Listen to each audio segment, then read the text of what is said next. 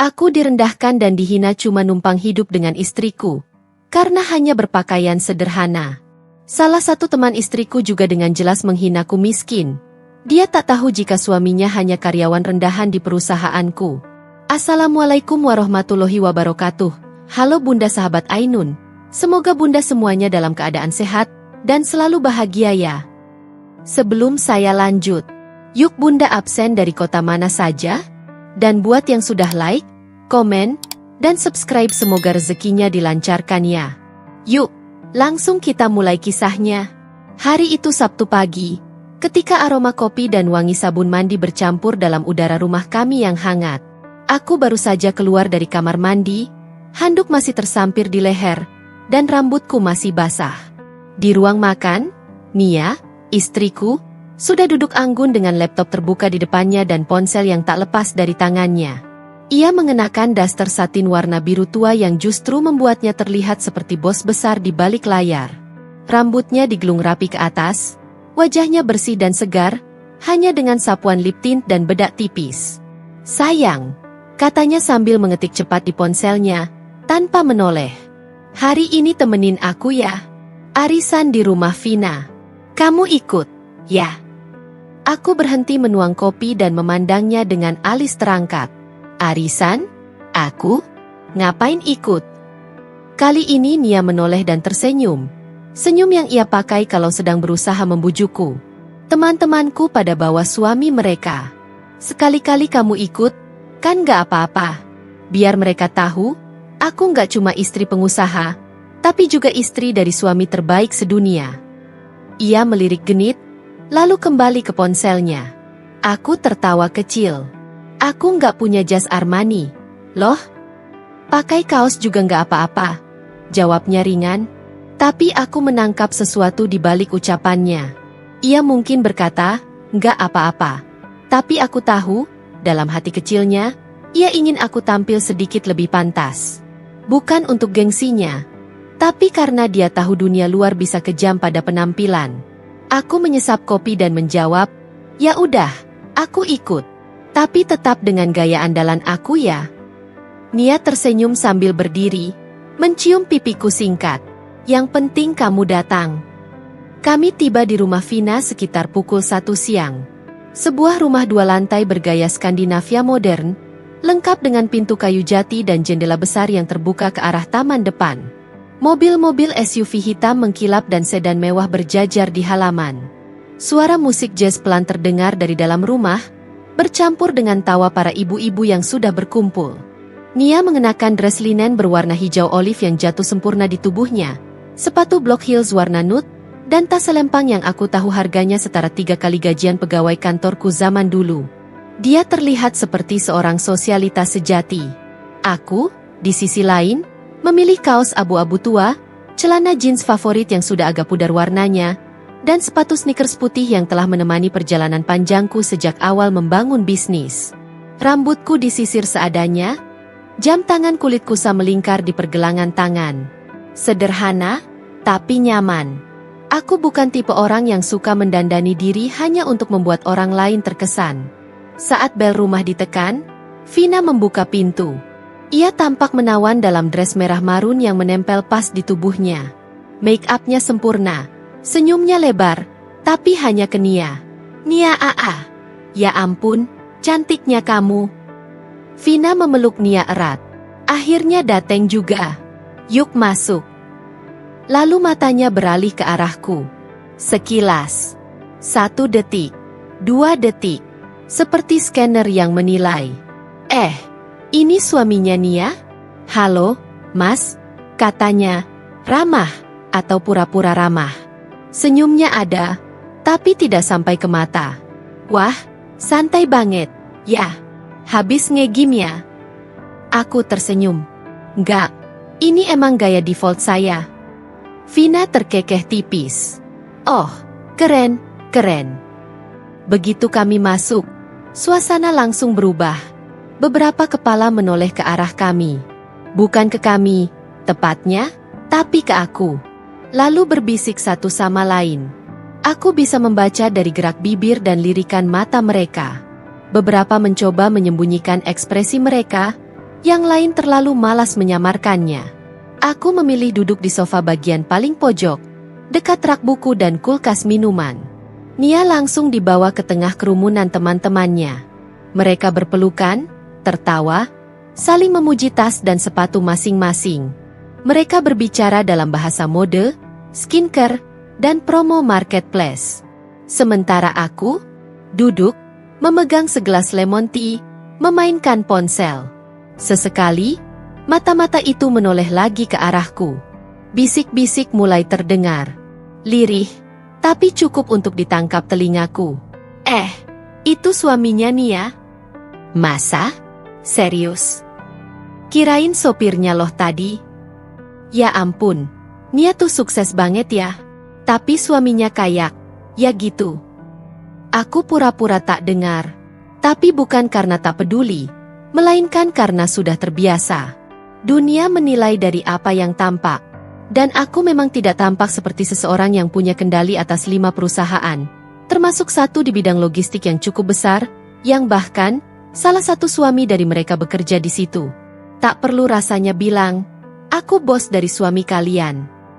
Biarkan waktu yang bicara. Saat makan siang dimulai, aku berdiri mengambil makanan. Nasi putih, ayam goreng kremes, sambal matah. Di belakangku, 2 perempuan masih asyik bergosip sambil menatap ke arahku. Itu beneran suaminya Nia? Iya, katanya sih. Tapi kok kayak penganggurannya. Udah gitu Nia tuh kayak yang tanggung semuanya. Dia kan yang punya bisnis gede itu.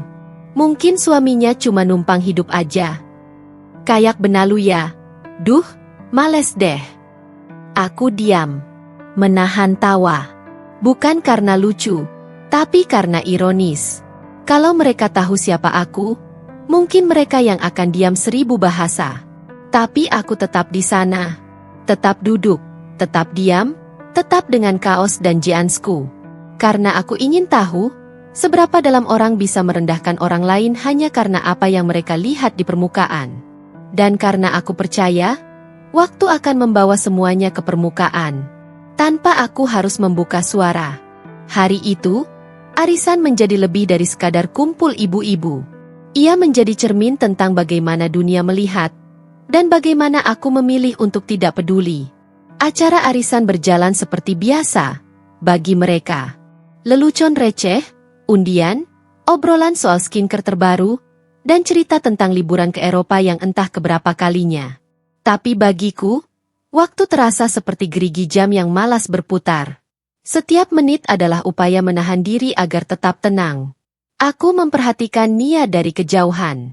Ia tampak mencoba menikmati acara, tersenyum saat diajak foto bersama, tertawa saat mendengar cerita lucu tentang anak salah satu temannya yang mogok sekolah karena ingin jadi YouTuber. Tapi matanya tak seterang biasanya. Aku bisa membacanya. Ia cemas. Ada yang mengganggu pikirannya. Setelah makan siang selesai dan beberapa suami pulang lebih dulu, aku tetap memilih bertahan. Aku tahu Nia tidak suka ditinggal sendirian di tengah-tengah kerumunan sosialita yang setengahnya lebih gemar menilai ketimbang menghargai. Sore itu, saat suasana mulai agak lengang, Nia duduk bersama 3 orang temannya di sudut ruang tamu yang disulap jadi ruang ngobrol santai. Aku berdiri tak jauh, pura-pura menelpon sambil menyesap kopi. Tapi telingaku awas. Nih, suara itu datang dari Vina. Suaranya pelan, tapi penuh racun yang dibungkus manis. Aku gak enak ngomongnya, tapi, kamu gak mikir gitu, kalau penampilan suamimu tuh agak ya gimana ya? Nia menoleh. Kenapa emangnya? Vina tertawa pendek. Jangan salah paham. Ya, tapi kamu tuh cantik, sukses, bajumu branded semua. Nah, kalau kamu jalan sama suamimu yang kayak, ya ampun, jujur aja ya, kayak sopir ojek online. Nggak matching banget. 2 perempuan di sebelahnya ikut tertawa kecil. Salah satunya menimpali. Iya sih. Aku juga tadi sempat mikir. Kirain Nia dateng bareng drivernya. Nia terdiam sejenak. Senyumnya menghilang. Aku tidak menoleh, tetap mematung di tempat. Tapi dadaku sesak. Bukan karena hinaan itu ditujukan padaku, aku sudah kebal.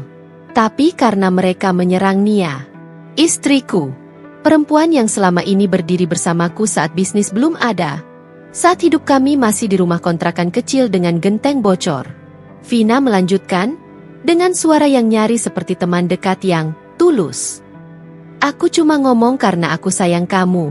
Yah, gengsi kamu tuh tinggi. Kamu panutan banyak perempuan.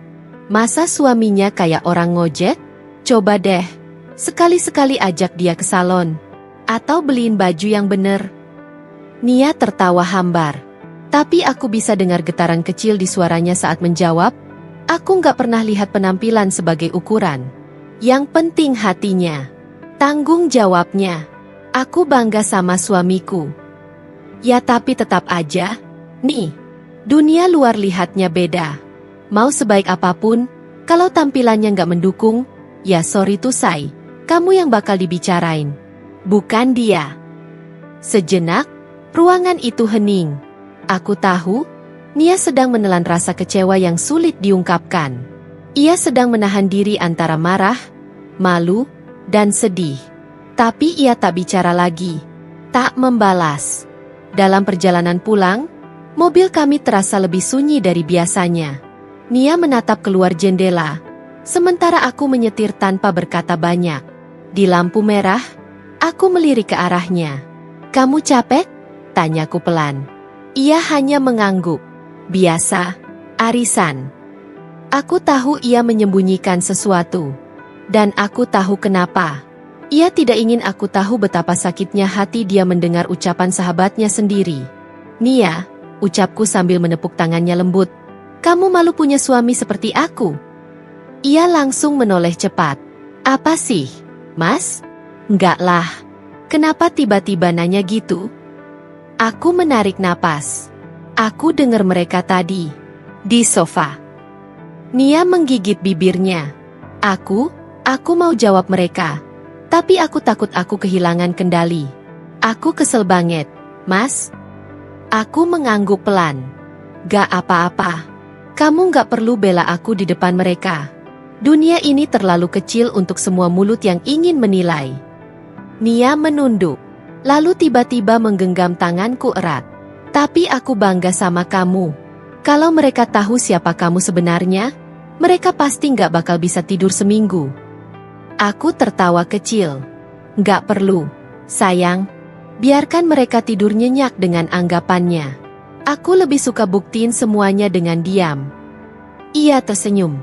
Tapi aku bisa lihat, senyum itu belum benar-benar pulih. Dan aku tahu, ini bukan akhir dari semuanya. Karena komentar itu, komentar Vina, tak berhenti di ruang tamu tadi. Ia akan menyebar. Masuk ke grup WhatsApp, jadi bahan candaan, jadi rumor, jadi bahan gunjingan. Dan lambat laun bisa menjadi luka. Dan luka yang tak terlihat, kadang lebih berbahaya daripada yang terbuka. Malam itu, selepas acara arisan, aku duduk di teras belakang rumah. Kopi hitam di tanganku sudah mendingin, tapi aku masih menikmatinya. Langit cerah, bintang tampak malu-malu di balik awan tipis. Nia datang membawakan selimut kecil, lalu duduk di sebelahku. Dia memeluk lututnya, menyandarkan kepala ke bahuku. Mas, bisiknya, aku minta maaf soal tadi. Aku tersenyum. Kenapa minta maaf? Karena aku bawa kamu ke tempat yang bikin kamu gak nyaman. Aku tahu mereka bakal kayak gitu. Tapi aku tetap maksa kamu ikut. Aku menoleh, menatap wajahnya yang remang-remang di bawah cahaya taman. Kamu gak salah, sayang. Aku justru bersyukur bisa ikut. Aku jadi tahu siapa temanmu yang beneran teman, dan siapa yang cuma suka pamer dan nyinyir. Nia tertawa pendek. Kamu dengar semuanya ya? Dari awal. Dari tatapan sampai ucapan. Nggak usah disaring. Semua sampai ke telinga. Ia diam. Lalu memandangku serius. Mas, kamu nggak sakit hati? Aku menggeleng pelan. Dulu iya. Waktu awal-awal masih kerja keras dari nol, tiap orang ngomong gitu tuh kayak ngiris pelan-pelan. Tapi sekarang, enggak. Sekarang aku malah senyum. Karena aku tahu, semakin mereka meremehkan, semakin besar kejutan yang akan mereka terima suatu hari nanti. Aku menyesap kopi, lalu melanjutkan, dan soal Vina, aku tahu sesuatu yang dia sendiri nggak tahu. Nia memutar tubuhnya, penasaran. Apa? Aku menatapnya lekat. Suaminya. Dia kerja di perusahaan kita. Di divisi proyek. Sudah 2 tahun. Nia ternganga. Yang bener? Aku mengangguk. Dia bawahanku langsung. Meski dia nggak tahu aku ini pemilik utamanya. Aku biasa turun ke lapangan, rapat pakai baju sederhana, nyaru jadi manajer biasa. Karena aku mau tahu karakter orang-orang dari cara mereka memperlakukan yang mereka anggap bukan siapa-siapa. Nia menutup mulutnya, lalu tertawa getir. Ya ampun, jadi tadi Vina ngatain suami CEO tempat suaminya kerja sendiri. Yap. Kami berdua tertawa. Bukan karena lucu, tapi karena hidup sering menghadirkan ironi seperti itu. Manusia menertawakan orang yang mereka anggap di bawah, padahal mereka sendiri hidup dari hasil kerja keras orang yang mereka hina. Keesokan harinya, aku berangkat kerja seperti biasa. Dengan motor tua kesayangan, helm buluk, dan jaket yang warnanya sudah mulai pudar. Bukan karena tak mampu beli baru, tapi karena ini bentuk kejujuran gaya hidupku. Aku tahu siapa diriku, dan aku tak perlu membuktikan apa-apa dengan merek atau penampilan. Di kantor, aku bertemu Fajar, suami Vina, di lift. Pagi, Pak. Sapanya sopan. Pagi, Jar. Gimana progres tender kemarin? Sudah masuk finalisasi, tinggal approval dari direktur utama aja. Aku mengangguk, lalu sengaja menahan senyum. Nanti aku yang urus. Ia tampak bingung. Loh? Maksudnya Bapak? Aku menepuk bahunya pelan. Nanti kamu akan tahu. Sore itu, rapat direksi dimulai. Aku masuk ruang rapat, kali ini dengan setelan jas rapi. Hanya saat-saat tertentu aku mengenakannya, dan hari ini salah satunya. Fajar duduk di kursi ujung. Matanya membelalak melihatku masuk. Seorang manajer lain memperkenalkanku. Baik, semua. Ini Pak Dimas, Direktur Utama dan pemilik mayoritas saham PT Arta Logistindo. Fajar menelan ludah. Tangannya langsung mengecek ulang layar presentasi. Setelah rapat selesai, aku menghampirinya. Jar, salam buat istri ya. Bilang, sopir ojek online-nya nitip salam juga. Fajar langsung tertunduk. Wajahnya merah padam. Tak ada kata-kata yang keluar. Malamnya, aku pulang ke rumah. Nia sudah menunggu di meja makan. 2 piring nasi goreng spesial buatan sendiri tersaji di atas meja. Dia menatapku dengan sorot penasaran. Apa yang kamu lakuin hari ini? Aku hanya tersenyum. Cuma ngasih sedikit pelajaran tentang jangan menilai orang dari kaos dan celananya. Nia terbahak. Muka Vina pasti pucat kalau dengar kabar ini. Aku nggak perlu bikin dia malu. Biar aja hidup yang ngasih cermin ke dia. Nia bangkit dari kursinya, lalu memelukku erat. Kamu memang gak sempurna, Mas. Tapi kamu cara Tuhan nunjukin bahwa yang terlihat sederhana, kadang justru yang paling luar biasa. Aku membalas pelukannya. Di balik sederhanaku, ada kisah panjang yang tak semua orang bisa lihat.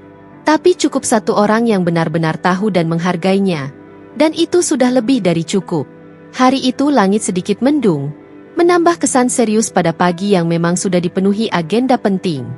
Aku datang ke kantor pusat lebih awal dari biasanya, mengenakan setelan jas abu-abu tua, sepatu kulit hitam yang baru sempat dipakai 2 kali setahun, dan tas kerja yang biasanya kusimpan di laci mobil. Bukan karena ingin tampil lebih dari biasanya, tapi karena hari ini, kami akan menyambut klien besar dari luar negeri dan membahas penggabungan proyek bernilai ratusan miliar. Aku masuk ruang rapat utama yang luas, dindingnya dipenuhi panel kayu gelap dan lampu gantung berbentuk prisma yang mahal. Aku mengenali semua wajah di ruangan itu. Kecuali satu. Seorang pria duduk di ujung meja kanan, menggenggam map kerja seperti sedang menahan gemetar. Jasnya tampak baru, dasinya sedikit miring, dan wajahnya pucat. Aku menarik napas pendek. Dia tampak gugup. seperti tahu bahwa hari ini bukan rapat biasa. Dan saat pandangannya bertemu denganku, dia langsung menunduk. Sejenak, aku hanya mengamati, menyusun ekspresi setenang mungkin, padahal di dalam dadaku berdesir rasa aneh, antara geli, kasihan, dan ironi yang terlalu sempurna. Menir berdiri. Baik, Bapak dan Ibu sekalian, mari kita mulai. Hari ini kita akan mendengarkan pemaparan tim proyek dari cabang selatan mengenai integrasi sistem logistik. Silakan, Pak Fajar, Anda bisa mulai. Fajar berdiri perlahan, suaranya sedikit bergetar. Selamat pagi, Bapak-bapak dan Ibu-ibu direksi. Perkenalkan, saya Fajar dari tim pengembangan operasional logistik regional. Hari ini saya akan menyampaikan. Aku memandangi wajahnya sepanjang presentasi. Kalimatnya tersusun rapi, tapi jelas ia tidak fokus. Tangan kirinya beberapa kali meremas map, dan pandangannya sesekali mengarah padaku, lalu buru-buru berpaling. Selesai presentasi, aku angkat tangan. Terima kasih, Pak Fajar. Saya ada beberapa pertanyaan. Fajar menelan ludah. Silakan, Pak. Pertama, bisa jelaskan kenapa biaya operasional di kuartal ketiga melonjak 18% di cabang selatan? Dia langsung membuka data. Karena ada perubahan vendor utama, Pak. Vendor sebelumnya menaikkan tarif logistik hampir 2 kali lipat. Kami sedang proses renegosiasi. Tapi, kenapa tidak cari alternatif vendor lokal yang bisa memberi harga lebih stabil? Saya lihat beberapa nama baru malah tidak masuk daftar pertimbangan. Fajar terdiam sejenak. Itu kelalaian dari tim analisis, Pak. Dan itu tanggung jawab saya. Aku menyilangkan tangan. Saya senang Anda mengaku bertanggung jawab. Tapi ke depan, saya harap Anda tak hanya reaktif. Antisipasi adalah kunci. Apalagi kalau posisi Anda terus naik. Kesalahan kecil bisa jadi kerugian besar. Fajar mengangguk cepat. Siap, Pak. Saya mengerti. Bagus. Rapat selesai. Satu persatu peserta keluar. Fajar memberanikan diri mendekatiku saat aku masih membereskan dokumen. Pak Dimas, ia bicara pelan. Saya minta maaf kalau selama ini saya. Aku menatapnya tajam, tapi tak mengangkat nada. Tidak perlu minta maaf, Fajar. Kamu melakukan pekerjaanmu dengan cukup baik. Tapi saya sarankan, sebelum menilai atau berbicara tentang orang lain, ajak dulu istri kita untuk lebih hati-hati menilai dunia. Wajah Fajar langsung memucat. Pak, istri saya. Aku memotong pelan. Tidak perlu dijelaskan. Yang terjadi sudah terjadi. Dan saya tidak ambil hati. Tapi saya percaya, pelajaran terbaik datang bukan dari hukuman, tapi dari pertemuan tak terduga seperti ini. Fajar menunduk dalam. Aku menepuk bahunya perlahan. Kamu punya potensi, Jar. Fokus saja kerja. Soal lain, serahkan pada waktu. Aku berjalan meninggalkannya. Tapi langkahku ringan. Ada rasa lega yang aneh. Bukan karena aku merasa unggul. Tapi karena hidup kadang punya cara paling halus untuk mengajari orang soal rendah hati. Malamnya, di rumah, Nia sudah menunggu dengan ekspresi penasaran seperti anak kecil menunggu cerita dongeng. Ketemu Fajar? Tanyanya, begitu aku menggantung jas di balik pintu kamar. Aku mengangguk sambil tersenyum. Dia presentasi. Grogi banget. Terus? Ya, aku tanya hal teknis. Kasih catatan. Terus aku bilang, hati-hati kalau mau menilai orang, apalagi yang belum dia kenal. Nia terdiam sejenak, lalu tertawa geli. Dia pasti nggak tidur malam ini. Aku mengangguk. Mungkin juga Vina yang nggak bisa tidur. Nia mendekat, menatapku sambil senyum. Kamu tahu nggak, Mas? Aku bangga banget sama kamu. Bukan cuma karena kamu sukses, tapi karena kamu bisa nahan ego di tempat di mana orang lain biasanya pamer. Aku tersenyum, merangkulnya erat. Karena kamu juga, yang tetap mencintaiku bahkan saat dunia melihatku sebelah mata. Hari-hari berikutnya terasa berbeda bagi Fajar. Aku bisa merasakannya setiap kali ia datang ke kantor. Sikapnya lebih hati-hati, pandangannya sering mencuri-curi arah ke ruanganku. Bahkan ketika tak ada rapat, ia seperti sengaja mondar-mandir di lantai tempat direksi bekerja. Mungkin berharap bertemu, atau mungkin berharap tidak. Yang pasti, satu hal jelas dari wajahnya, rasa penasaran. Aku tahu dia belum sadar kalau aku adalah suami Nia. Ia hanya tahu aku adalah direktur utama PT Arta Logistindo, perusahaan tempat dia bekerja dan juga tempat dia menggantungkan hidup untuk keluarganya. Tapi tatapan gugupnya mulai menunjukkan bahwa instingnya bicara sesuatu yang lebih besar. Dan aku tak terburu-buru menghapus misteri itu. Justru aku ingin membiarkannya tumbuh pelan-pelan. Hari itu, aku kirim pesan lewat manajer divisi. Minta Fajar siapkan data evaluasi performa tim operasional cabang selatan 3 bulan terakhir. Detail. Tanpa dikurangi satu hal pun. Tak sampai 2 jam kemudian, Fajar datang membawa setumpuk laporan dalam map tebal berwarna biru. Silakan duduk, kataku, menunjuk kursi di depanku. Dia tampak ragu, tapi akhirnya duduk dengan tangan di atas paha, tegap seperti prajurit yang sedang diperiksa komandannya. Aku membuka lembar pertama, membacanya perlahan. Angka kelihatan bagus, ujarku, tanpa menatapnya. Tapi performa bukan soal angka saja. Ada satu yang paling penting, karakter. Fajar mengangguk cepat. Iya, Pak, saya paham. Aku meletakkan map itu, lalu menatap matanya langsung. Kamu, sudah berapa lama di perusahaan ini? Hampir 2 tahun. Pak, selama 2 tahun itu, apa kamu tahu siapa pemilik perusahaan ini? Dia gelagapan. Setahu saya, Pak Dimas. Tapi, saya nggak pernah tahu lebih banyak, Pak. Jujur. Aku tersenyum tipis. Bagus. Jujur itu penting. Tapi tahu tempat kerja sendiri juga penting. Aku berdiri, berjalan ke jendela, membelakangi Fajar sejenak. Lalu berkata, tanpa menoleh. Kalau saya tanya siapa istri kamu, kamu bisa jawab. Tapi kalau saya bilang, saya tahu siapa istri kamu, dan apa yang dia bicarakan di arisan minggu lalu, bagaimana? Seketika ruang itu sunyi. Aku tahu kalimat itu seperti palu besar yang memukul kepala Fajar. Dari kaca, aku melihat ekspresi wajahnya berubah. Puc, bingung, nyaris ketakutan. Saya nggak ngerti maksud Bapak, katanya pelan. Aku membalikkan badan. Waktu kamu di ruang meeting ini, kamu bawakan presentasi yang lumayan. Tapi di rumah, istrimu bilang suami orang lain kayak sopir ojek online. Kebetulan, aku memang suka naik motor. Tapi kebetulan lainnya, aku juga CEO tempat suamimu kerja. Aneh ya? Fajar tertunduk. Pak, saya... Aku tak menunggu dia menyelesaikan kalimat. Aku nggak marah.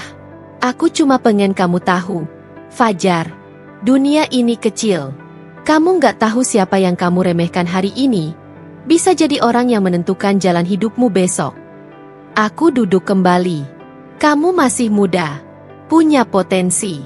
Tapi kesombongan istri bisa merusak reputasimu di dunia kerja. Aku tidak akan pakai ini untuk menghancurkanmu. Tapi aku juga tidak akan lupa. Fajar tampak gemetar, tapi mengangguk pelan. Saya paham, Pak.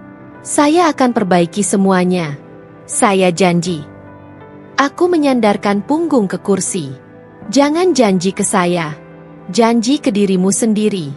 Dan mulai dari rumah. Karena yang kamu rawat dan jaga di rumah, itulah yang akan menjaga dan menaikkan kamu di luar.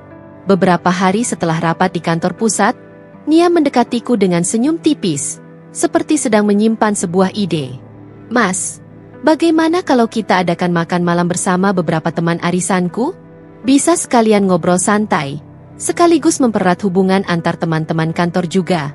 Ujarnya, matanya berbinar. Aku menatapnya sejenak, memikirkan apakah ini saat yang tepat. Kemudian aku tersenyum. Ini justru ide yang bagus. Tentu. Tapi kali ini, aku yang jadi tuan rumah. Jawabku dengan percaya diri. Nia tampak terkejut, lalu tertawa. Maksud Mas jadi tuan rumah?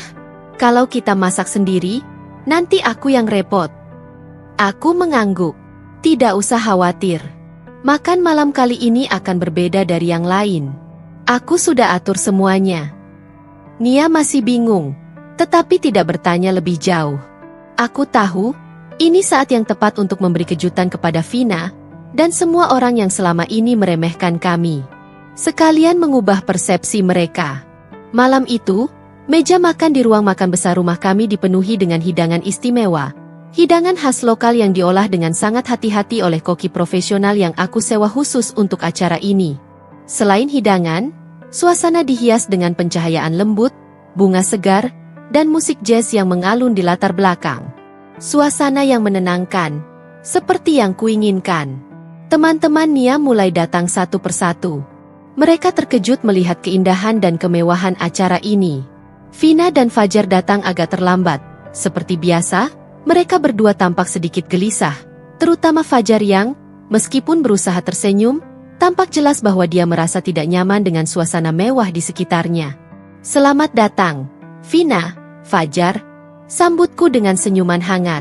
Kami senang kalian bisa datang. Mereka berdua tersenyum, meski Vina sedikit kikuk melihat dekorasi yang jauh dari kesan sederhana. Aku mengarahkan mereka ke tempat duduk yang sudah disiapkan, tepat di samping kami. Setelah semua duduk, makan malam dimulai. Waktu berlalu dengan percakapan ringan, tetapi setiap kalimat yang keluar dari Vina terasa seperti ada yang diselipkan. Ia seringkali berusaha mencari perhatian, berbicara lebih keras, dan terkadang mengarahkan komentar-komentar sinisnya kepada Nia. Aduh, Nia, ini makanannya enak banget, ya? Kok kamu nggak pernah masak begini di rumah sih? Tanya Vina sambil menyendok hidangan ayam panggang. Aku mendengus pelan, mengingat percakapan mereka sebelumnya yang penuh hinaan. Ya, kamu kan tahu, aku lebih suka masak masakan sederhana. Jawab Nia dengan senyum tenang. Aku menatap Vina, yang tampaknya semakin tidak nyaman dengan suasana. Aku memutuskan sudah saatnya memberi kejutan kecil yang sudah aku rencanakan. Ngomong-ngomong soal masakan, Vina, kataku, aku sudah dengar kalau kamu dan Fajar punya rencana mengembangkan usaha kuliner, ya? Mungkin bisa kerjasama dengan bisnis kuliner saya di luar negeri. Vina menatapku dengan ragu. Ah, seriusan? Kamu punya usaha kuliner? Aku mengangguk, tetap santai. Ya, ada. Di beberapa negara. Lagi ekspansi besar-besaran. Kalau kamu tertarik, mungkin kita bisa diskusi lebih lanjut. Suasana jadi sedikit hening, kecuali suara sendok dan garpu yang terdengar sangat jelas. Vina mulai merasa canggung, matanya melirik Fajar yang duduk di sebelahnya. Sementara itu, Fajar tampak semakin gelisah. Aku bisa melihat bagaimana ekspresi wajahnya berubah-ubah, dari terkejut, bingung, hingga akhirnya mulai sadar. Kamu, serius? Tanya Vina, mencoba menyembunyikan kecanggungannya. Ya, tentu. Kenapa? Tidak ada yang mustahil di dunia bisnis. Apalagi kalau bisa memanfaatkan jaringan yang sudah ada. Jawabku, tanpa ragu. Aku bisa merasakan ketegangan di meja makan.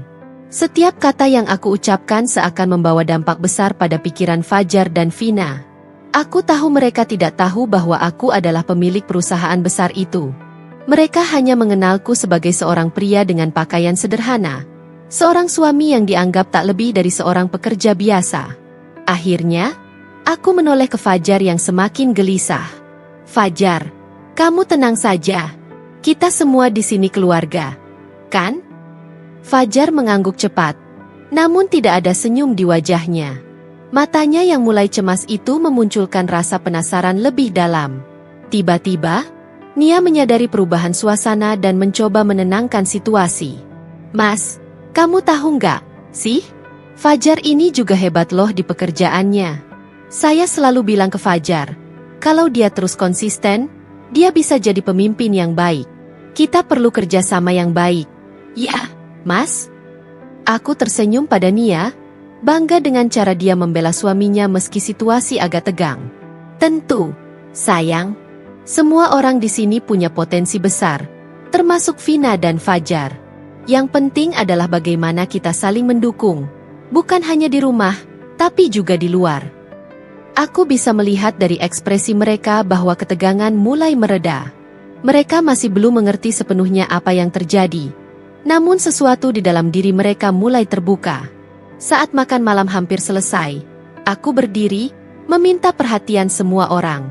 "Terima kasih atas kehadirannya malam ini," kataku, sambil mengangkat gelas anggur. "Malam ini, saya ingin membuat satu pengumuman penting. Saya ingin kalian semua tahu bahwa saya bukan hanya seorang suami dari Nia. Saya juga orang yang punya usaha ini, yang sekarang mulai berkembang pesat. Jadi, kita semua ada di sini karena satu alasan. Saling menghargai, saling mendukung, dan terus maju bersama." Aku melihat wajah Vina dan Fajar semakin bingung. Tapi aku hanya tersenyum. "Jangan khawatir. Kita semua akan sukses bersama.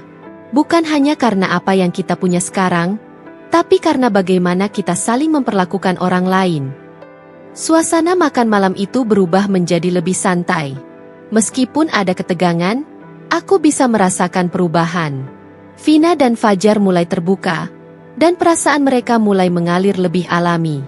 Aku tahu, ini baru permulaan. Rencana kecilku baru saja dimulai. Makan malam berlangsung lebih santai setelah beberapa detik kebingungan, namun ketegangan di udara masih terasa. Aku tidak berniat untuk memperburuk suasana, namun kali ini aku sengaja memutar pembicaraan ke arah dunia kerja. Ini adalah saat yang tepat untuk memberi kejutan kecil, sekadar membuka mata Vina dan Fajar, serta mengingatkan mereka tentang siapa aku sebenarnya. Percakapan mulai mengarah ke dunia kerja ketika Vina kembali membuka mulut dengan nada bangga. "Mas Dimas, kalau di dunia bisnis, suami aku, Fajar, tuh sekarang udah naik jabatan.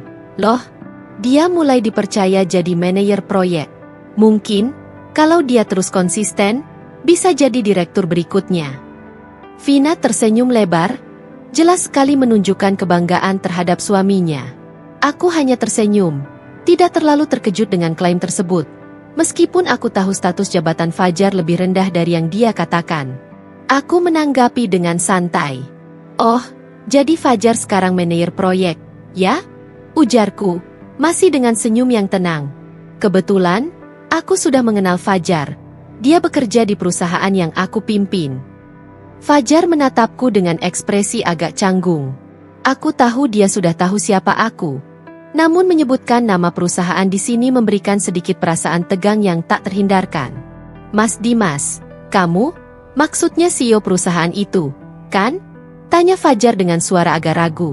Tentu saja, dia sudah tahu siapa aku. Tapi mendengar pengingat langsung dari mulutku sepertinya membuatnya sedikit terkejut lagi. Aku mengangguk pelan. "Iya, Fajar. Kamu memang sudah tahu, kan? Kamu bekerja di bawah divisi operasional kita." Vina tampak bingung. Sepertinya tidak menyadari betapa canggungnya situasi ini. "Ih, Mas Dimas, kenapa nggak pernah bilang kalau kamu CEO? Aku kira kamu cuma suami Nia yang biasa aja." Aku tersenyum, tidak merasa terganggu dengan pernyataan itu. Kadang penampilan memang bisa menipu. "Vina, aku lebih suka menjaga hal-hal pribadi tetap rendah hati." Fajar tampaknya merasakan ketegangan yang semakin menebal. Wajahnya sedikit memucat, dan meskipun dia sudah mengenaliku sebagai CEO, pertemuan ini mengingatkan dia tentang betapa salah kaprah penilaian orang bisa terjadi hanya berdasarkan penampilan. Nia, yang sejak awal memilih diam, kini akhirnya berbicara dengan lembut. "Mas Dimas memang begitu, Fajar. Dia nggak suka pamer jabatan atau kekayaan. Yang penting buat dia adalah kerja keras." Aku mengangguk pelan, merasa bangga pada sikap Nia yang dengan bijak memberi penjelasan tanpa menghakimi siapapun. Aku tidak pernah merasa perlu menonjolkan status sosialku, dan itu adalah sesuatu yang selalu dijaga oleh Nia.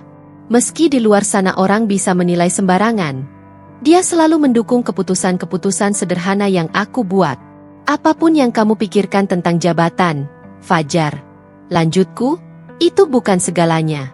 Yang terpenting adalah bagaimana kita bekerja sama sebagai tim." Fajar mengangguk pelan, tetapi wajahnya masih tampak tidak nyaman. Aku bisa melihat bahwa meskipun dia tahu siapa aku, suasana ini mengungkapkan sebuah kenyataan yang tak bisa disangkal. Aku paham, Mas Dimas. Terima kasih sudah memberi pengertian, jawab Fajar, meski nada suaranya masih terkesan terburu-buru. Dia tampaknya benar-benar merasa terpojok dengan kenyataan yang tiba-tiba terungkap di hadapannya. Vina, yang dari tadi hanya terdiam, akhirnya mencoba menyembunyikan rasa canggungnya dengan sedikit tertawa. Wah, jadi kamu CEO perusahaan itu, Mas Dimas? Nggak nyangka banget. Aku kira kamu cuma suami Nia yang sederhana aja. Kadang-kadang, kesederhanaan memang membuat orang lupa siapa kita sebenarnya, jawabku sambil tersenyum, mengakhiri percakapan dengan ringan. Meski obrolan sempat tegang, suasana perlahan kembali membaik. Vina dan Fajar masih terlihat canggung, tetapi mereka mulai menyadari bahwa penilaian mereka selama ini tentangku mungkin sedikit keliru. Namun, aku tahu bahwa ini bukan akhir dari kejutan-kejutan yang akan datang. Aku sudah memutuskan untuk memberi mereka waktu, agar mereka bisa menerima kenyataan ini dengan lebih tenang. Di balik semua itu, makan malam ini memberikan sebuah pelajaran penting bagi mereka tentang bagaimana dunia bisa berputar tanpa kita tahu siapa yang ada di balik layar. Dan mungkin, setelah malam ini, mereka akan mulai melihatku, dan mungkin juga dunia yang mereka kenal, dengan cara yang berbeda. Vina terpaku. Yang lain ikut terdiam. Matanya membelalak menatapku, jelas menunjukkan kebingungan yang mendalam. Maksudnya, kamu itu bosnya Fajar? Tanyanya dengan suara yang hampir tak terdengar, seolah-olah pertanyaan itu tidak bisa ia terima. Aku mengangguk pelan sambil tersenyum. Ya, saya CEO-nya. Jawabku dengan nada santai, meski dalam hati aku merasa sedikit geli melihat ekspresi Vina yang berubah secepat itu.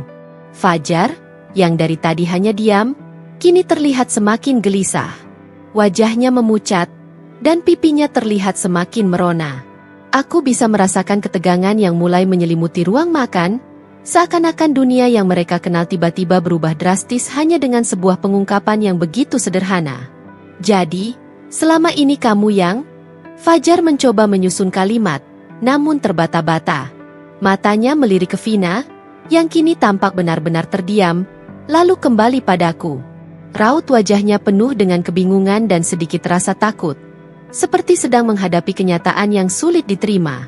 Fajar, kamu tidak perlu khawatir. Kita semua bekerja di perusahaan yang sama, dengan tujuan yang sama, kataku, berusaha meredakan ketegangan yang mulai muncul. Tapi tentu saja, tidak ada salahnya jika kita saling mengenal lebih baik di luar pekerjaan, kan? Vina tampak bingung dan kesal. Jelas sekali bahwa dia merasa tertipu. Dia menoleh pada suaminya, lalu kembali menatapku. Kamu tidak pernah bilang, Mas Dimas, kalau kamu itu ternyata CEO. Suaranya sekarang terdengar sedikit lebih keras, seperti ingin menyembunyikan rasa malu yang ia rasakan. Aku hanya tersenyum, meski dalam hati aku tidak merasa tersinggung. Ini bukan pertama kalinya aku dipandang rendah karena penampilanku. Aku sudah terbiasa dengan cara orang menilai dari luar, tanpa tahu apa yang ada di baliknya. Aku memang lebih suka menjaga privasi. Vina, banyak yang lebih memilih menilai dari penampilan, tapi itu bukan hal yang perlu diperdebatkan. Kecanggungan semakin jelas terasa di meja makan. Semua mata tertuju padaku, dan aku tahu, malam ini tidak akan sama lagi. Vina dan Fajar harus menerima kenyataan bahwa selama ini mereka telah salah menilai. Nia yang sejak tadi hanya diam, kini berbicara lembut, mencoba meredakan ketegangan yang masih terasa. Mas Dimas memang begitu. Dia tidak suka mengumbar status. Bagi dia, yang terpenting adalah kerja keras dan hasilnya. Aku mengangguk setuju, menatap Nia dengan penuh rasa terima kasih. Aku tahu dia sangat mendukungku dalam hal ini, dan itu membuatku merasa lebih nyaman. Aku tidak butuh pujian atau pengakuan dari orang lain. Yang terpenting adalah bagaimana aku dan Nia menjalani kehidupan dengan prinsip yang kami pegang. Fajar terlihat semakin tidak nyaman. Maaf, Mas Dimas. Aku nggak tahu kalau kamu... Fajar mencoba berkata, namun kalimatnya terputus. Wajahnya kini terlihat semakin pucat, Dan aku bisa merasakan betapa beratnya baginya untuk menerima kenyataan ini. Aku tersenyum lagi, berusaha membuat suasana lebih ringan. Gak apa-apa, Fajar. Kamu gak perlu merasa canggung. Kita semua bisa belajar dari setiap pengalaman. Tapi yang penting, kita harus tetap profesional di tempat kerja. Vina akhirnya membuka mulut, meskipun suaranya masih terdengar sedikit canggung. Aku nggak bermaksud merendahkan, Mas Dimas. Cuma, kadang kita nggak bisa membedakan antara penampilan dan kenyataan. Tidak ada masalah, Vina, jawabku dengan tenang. Aku mengerti, kita seringkali terlalu cepat menilai seseorang hanya dari penampilan. Suasana perlahan mulai mencair, meskipun aku tahu, kejutan ini akan terus menggema di benak Vina dan Fajar. Keduanya sepertinya masih kesulitan untuk menerima kenyataan bahwa orang yang mereka anggap biasa saja, ternyata memiliki peran yang sangat penting dalam dunia yang mereka kenal. Malam ini jadi penuh kejutan, ya? Kata Nia dengan senyum tipis, mencoba mengubah suasana menjadi lebih santai. Aku tertawa kecil. Memang kadang-kadang, hidup penuh kejutan. Makan malam berlanjut, namun percakapan mulai lebih ringan. Vina dan Fajar berusaha beradaptasi dengan kenyataan yang baru mereka ketahui, meskipun ketegangan masih terasa di antara mereka. Meskipun mereka tidak bisa menghapus rasa canggung yang ada, aku tahu, mereka akan belajar untuk melihat segala sesuatunya dengan cara yang berbeda mulai malam itu. Aku tidak ingin ada permusuhan, hanya ingin mereka memahami bahwa penampilan bukanlah segalanya. Terkadang, kekuatan sejati datang dari ketenangan hati dan kerja keras yang tidak terlihat oleh mata orang lain. Malam itu terasa lebih panjang dari biasanya. Meskipun makan malam sudah hampir berakhir, suasana masih dipenuhi dengan kecanggungan yang tak sepenuhnya bisa dihilangkan. Semua orang sudah selesai makan, namun Vina tampak gelisah, berusaha mencari momen yang tepat untuk berbicara. Akhirnya, saat Nia dan Fajar pergi keluar ruangan, Vina mendekat kepadaku dengan wajah yang lebih serius, tampak penuh penyesalan.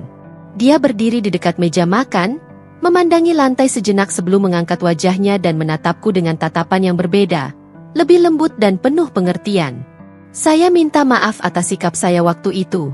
Saya terlalu menilai dari penampilan, katanya pelan, suaranya hampir berbisik, seakan-akan kata-kata itu sulit untuk keluar.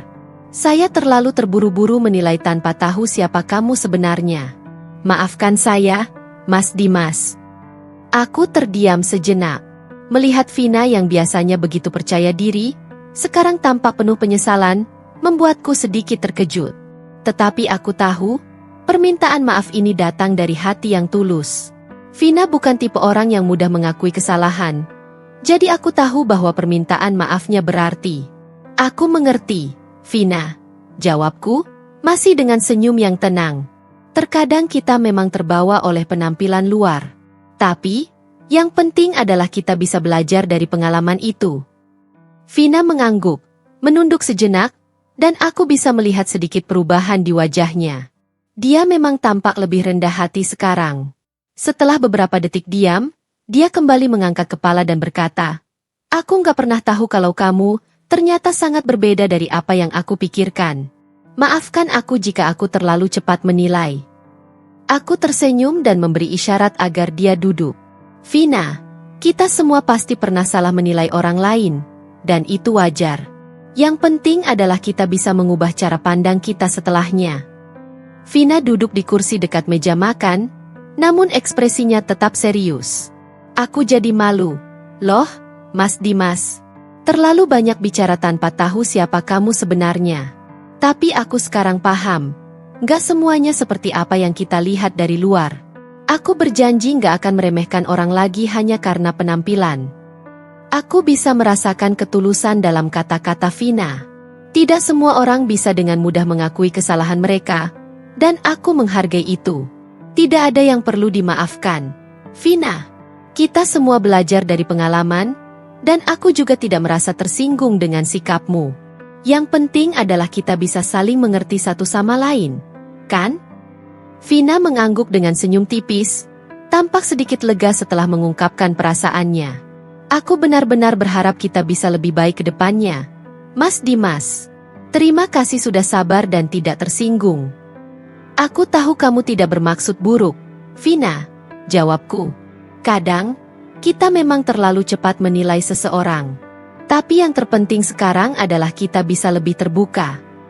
Beberapa saat kemudian, Nia dan Fajar kembali ke dalam ruangan, dan suasana yang sempat tegang kini mulai mereda. Nia melihat kami berdua yang sedang berbicara dengan tenang, lalu tersenyum kecil. Gimana? Sudah saling memaafkan? Tanyanya dengan nada ringan. Vina tersenyum, meski sedikit canggung. Iya, sudah. Aku minta maaf.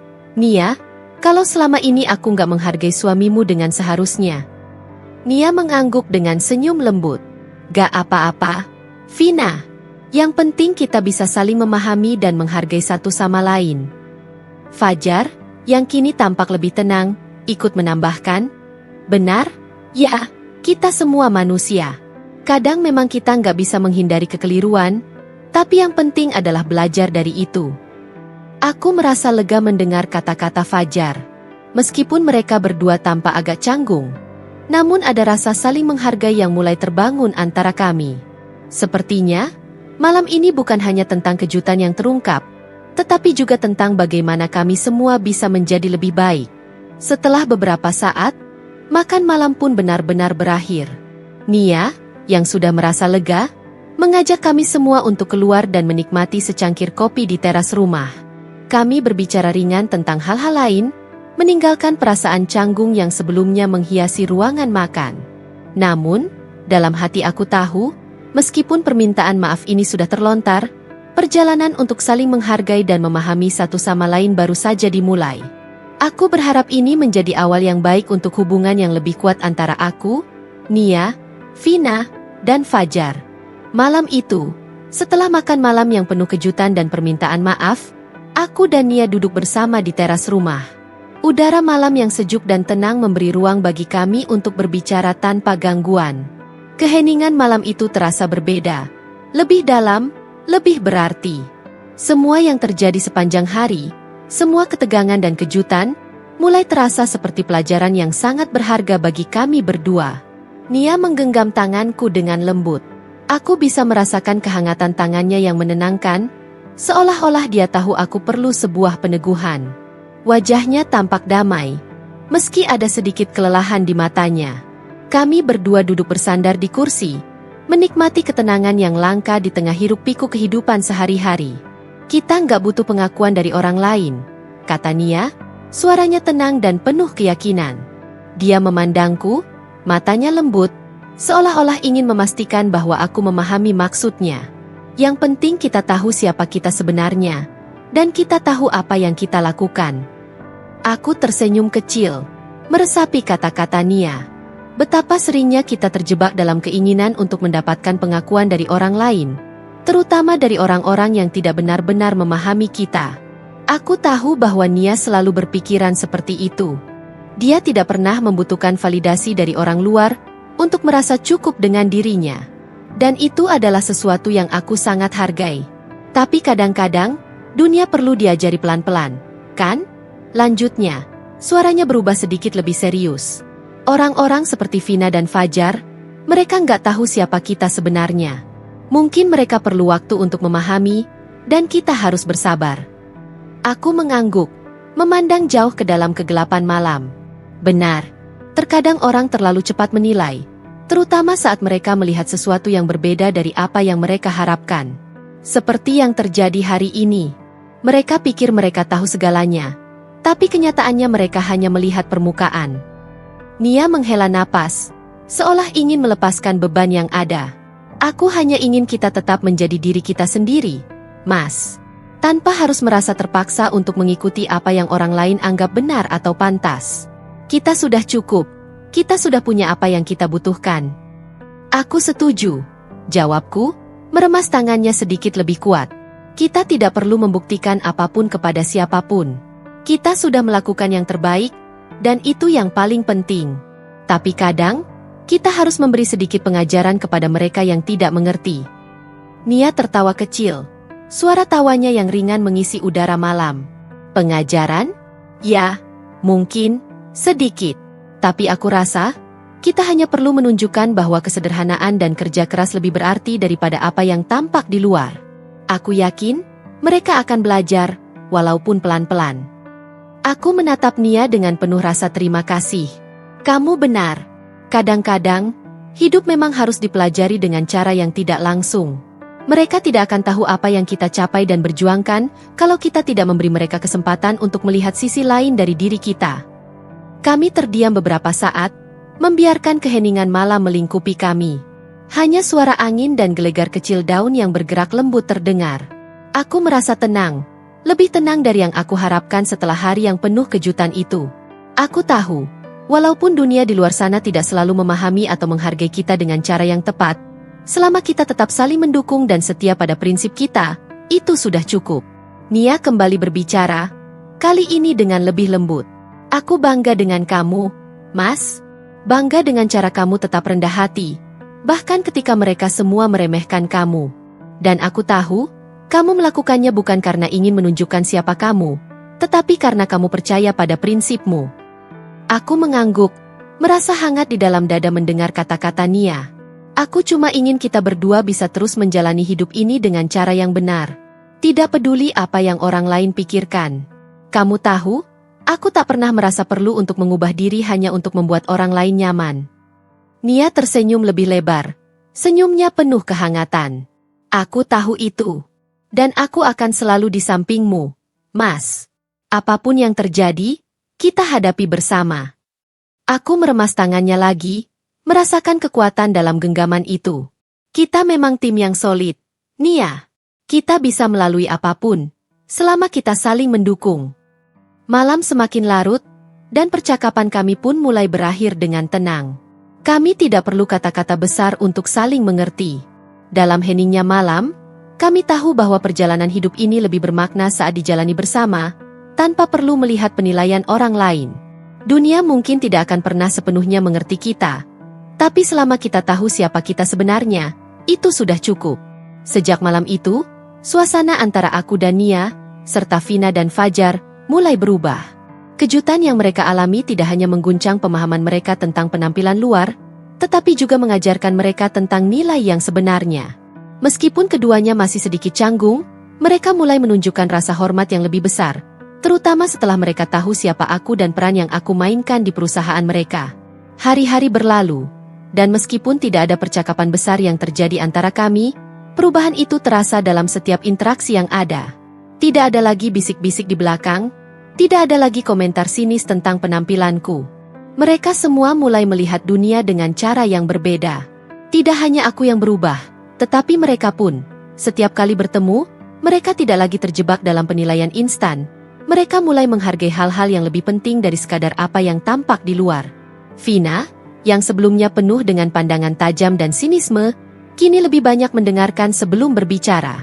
Bahkan Fajar, yang dulunya selalu merasa rendah diri di hadapan orang-orang yang lebih tampak mapan, mulai berbicara dengan lebih percaya diri. Mereka mulai belajar bahwa kadang-kadang, kekuatan sejati datang dari ketenangan dan kepercayaan diri yang tidak perlu dipamerkan. Di kantor, aku melihat perubahan yang lebih nyata. Fajar, yang sebelumnya merasa tertekan oleh perannya sebagai suami Vina, kini menunjukkan kinerja yang jauh lebih baik. Aku merasa senang melihatnya berkembang. Mungkin itu adalah hasil dari momen introspeksi yang dialaminya, atau mungkin karena dia mulai lebih menghargai dirinya sendiri. Vina juga mulai lebih menghormati aku, meskipun dia masih harus menyesuaikan diri dengan kenyataan baru tentang siapa aku. Namun, di luar itu semua, yang paling membekas dalam benakku adalah pelajaran yang aku dapatkan dari Nia, pelajaran tentang kekuatan ketenangan dan elegansi yang tak terlihat. Seiring berjalannya waktu, aku mulai menyadari bahwa selama ini aku tidak hanya terjebak dalam cara orang melihat penampilanku, tetapi juga bagaimana aku melihat diriku sendiri. Terkadang, kemewahan sejati tidak perlu terlihat mencolok. Terkadang, kekuatan itu ada dalam ketenangan, dalam kemampuan untuk tetap tenang di tengah keributan dunia luar. Suatu pagi, beberapa bulan setelah kejadian itu, aku dan Nia duduk bersama di taman belakang rumah kami, menikmati secangkir teh hangat di bawah sinar matahari yang cerah. Angin sepa-sepa membawa kedamaian, dan di sana kami berbicara tentang masa depan. Kamu tahu, Nia, kataku sambil memandang jauh ke depan, aku pikir kita sudah belajar banyak dari semua ini. Tentang bagaimana dunia seringkali menilai hanya berdasarkan penampilan, dan bagaimana kita bisa memberikan pelajaran tanpa harus mengatakannya dengan keras. Nia menatapku dengan senyuman lembut. Aku tahu. Kita sudah melalui banyak hal, Mas. Dan satu hal yang aku pelajari adalah, orang yang benar-benar kuat, tidak perlu pamerkan kekuatannya. Kekuatan sejati justru datang dari ketenangan, dari kepercayaan diri yang tidak terguncang oleh apa yang orang lain pikirkan. Aku mengangguk, meresapi kata-kata itu. Ya, dan aku juga merasa, kemewahan sejati itu tidak selalu tampak mencolok. Terkadang, itu adalah kesederhanaan yang membungkus segalanya dengan elegansi yang tak terlihat. Nia tersenyum, tangannya menggenggam tanganku dengan penuh kehangatan. Kadang kita merasa dunia ini terlalu keras, tapi sebenarnya yang diperlukan hanyalah sedikit kesabaran. Pelan-pelan, mereka akan belajar. Kita tidak perlu terlalu keras berusaha menunjukkan siapa kita. Biarkan tindakan kita yang berbicara. Aku terdiam beberapa saat, merenung. Apa yang Nia katakan memang benar. Kita seringkali berusaha keras untuk menunjukkan kepada dunia siapa kita, berusaha keras untuk dihargai. Namun, pada akhirnya, dunia akan belajar dari tindakan kita, bukan dari kata-kata atau penampilan yang kita tunjukkan. Kekuatan sejati terletak pada bagaimana kita tetap tenang dan menjaga prinsip, meskipun dunia seringkali tidak memahami kita.